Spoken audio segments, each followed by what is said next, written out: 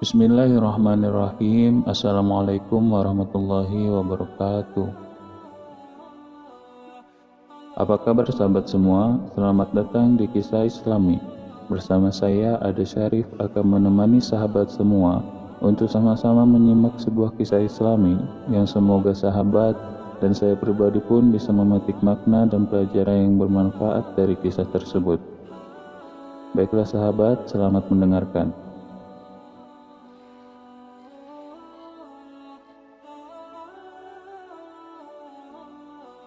Sudah menjadi kehendak Allah sejak zaman azali bahwa iblis dan bala tentaranya, para syaitan, menjadi musuh manusia.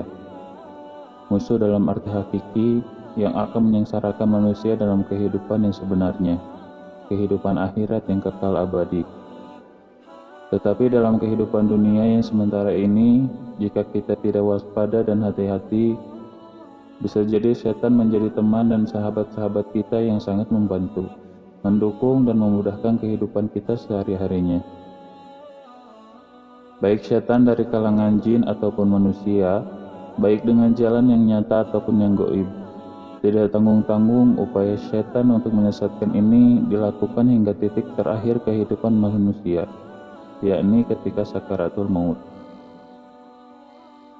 Ketika manusia sedang menghadapi sakaratul maut, salah satu kesulitan atau kesakitan yang dihadapi adalah rasa haus yang tidak tertahankan, sehingga seolah-olah membakar hati. Tidak hanya rasa haus secara fisik, tetapi bisa juga yang bersifat gaib. Mungkin orang-orang yang menjaga di sekitarnya telah memberinya minuman, tetapi rasa haus tidak serta-merta hilang. Dalam keadaan seperti inilah biasanya setan datang membawa minuman yang tampak sangat menggoda dan menyegarkan, khususnya terhadap kaum muslimin, terlebih kaum mukminin yang keimanannya sangat kuat. Sungguh mereka para setan itu sangat tidak rela jika seseorang itu meninggal dengan memperoleh keridhaan Allah. Pada puncak kehausan yang seolah tidak tertahankan itu, setan akan datang dengan satu gelas minuman yang sangat segar, dan ia berdiri di sisi kepala seorang mukmin. Sang mukmin yang tidak mencari kalau ia adalah setan akan berkata, "Berilah aku air itu." Setan berkata, "Baiklah, tetapi katakan terlebih dahulu bahwa dunia ini tidak ada yang menciptakan, maka aku akan memberikan air ini kepadamu." Dalam riwayat lain disebutkan, setan akan berkata, "Tinggalkanlah agamamu ini, dan katakan bahwa Tuhan itu ada dua, maka engkau akan selamat dari kepedihan sakaratul maut ini." Jika ia mempunyai keimanan yang cukup kokoh, ia akan menyadari kalau sosok pembawa air itu adalah setan, maka ia akan berpaling. Tetapi setan tidak berhenti dan putus asa. Ia akan berdiri di arah kakinya dengan penampilan yang lain, masih dengan membawa minuman yang amat segar menggoda. Sang mukmin yang masih dilanda kehausan akan berkata kepadanya, "Berilah aku minuman itu."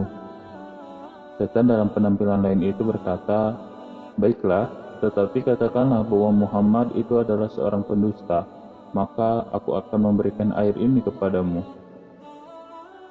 Setelah mendengar jawaban seperti itu, sang mukmin akan menyadari kalau setan tidak akan berhenti menggodanya hingga terlepas imannya. Maka ia akan bersabar dalam kehausan yang seakan membakar hati itu dan tidak akan meminta lagi. Ia akan menyibukkan diri dengan mengingat Allah, memohon pertolongan dan keselamatan dari sisinya. Suatu kisah tentang seorang guru dan ulama yang sangat zuhud bernama Abu Zakaria. Ketika sedang sakaratul maut, beberapa orang sahabat dan muridnya menunggui beliau. Ketika Abu Zakaria tampak dalam kepayahan, seorang sahabatnya mengajarkan kalimat thayyibah. "Katakanlah la ilaha illallah." Tapi di luar dugaan, Abu Zakaria memalingkan wajahnya. Sahabat di sisi lainnya juga berkata, "Katakanlah la ilaha illallah." Lagi-lagi Abu Zakaria memalingkan wajah. Bahkan ketika untuk ketiga kalinya mereka memintanya membaca kalimat thayyibah, Abu Zakaria berkata, "Aku tidak akan mengucapkan kalimat itu." Setelah itu ia jatuh pingsan. Para sahabat dan murid-muridnya menangis sedih melihat keadaan itu.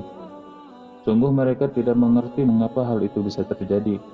Tetapi 1 jam kemudian Abu Zakaria siuman dalam keadaan yang lebih segar.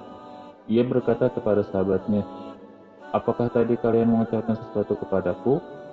Benar, 3 kali kami minta engkau membaca syahadat, tetapi 2 kali engkau berpaling dan ketiga kalinya engkau berkata, aku tidak akan mengucapkannya, karena itulah kami jadi bersedih. Abu Zakaria berkata, sikap dan perkataanku itu bukanlah kutujukan kepada kalian. Kemudian Abu Zakaria menceritakan kalau iblis telah mendatanginya dengan membawa semangkuk air yang tampak sangat segar, sementara ia merasa sangat haus. Iblis berdiri di sisi kanannya sambil menggerakkan mangkuknya, sehingga kesegaran air itu makin menggoda dan berkata, tidakkah engkau membutuhkan air? Ia tidak menjawab, tetapi matanya tidak bisa menyembunyikan rasa haus, dan tertariknya dengan kesegaran air itu. Maka iblis berkata lagi, katakanlah bahwa Isa adalah anak Allah. Abu Zakaria berpaling dari iblis, dan saat itu bersama dengan sahabatnya yang meminta ia mengucap kalimat thayyibah untuk pertama kalinya. Tetapi iblis masih menghampiri dari arah yang lain dan berdiri di dekat kakinya sambil mengatakan seperti sebelumnya. Maka ia berpaling lagi, yang bersamaan dengan sahabatnya yang memintanya membaca kalimat thayyibah untuk kedua kalinya.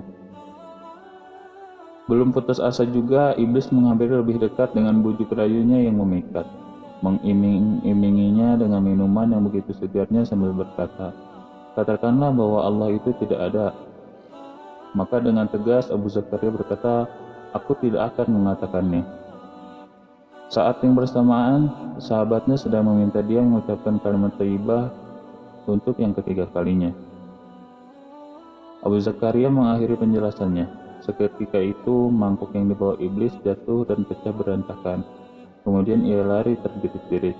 Tetapi rasa haus itu begitu menggigit dan tidak tertahankan sehingga aku jatuh pingsan. Jadi sikap dan perkataanku itu bukan untuk kalian, tetapi untuk menolak iblis. Dan sekarang kalian saksikan semua, asyhadu an la ilaha illallah wa asyhadu anna muhammadar rasulullah.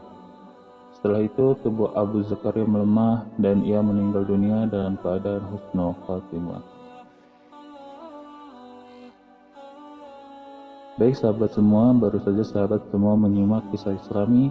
Semoga apa yang saya sampaikan dapat bermanfaat bagi kita semua. Dicukupkan sekian kisah Islami hari ini. Terima kasih karena telah menyimak. Hadanallahu wa iyyakum ajma'in. Subhanakallahumma wa bihamdika asyhadu an la ilaha illa anta astaghfiruka wa atubu ilaik. Sampai jumpa di video berikutnya. Wassalamualaikum warahmatullahi wabarakatuh.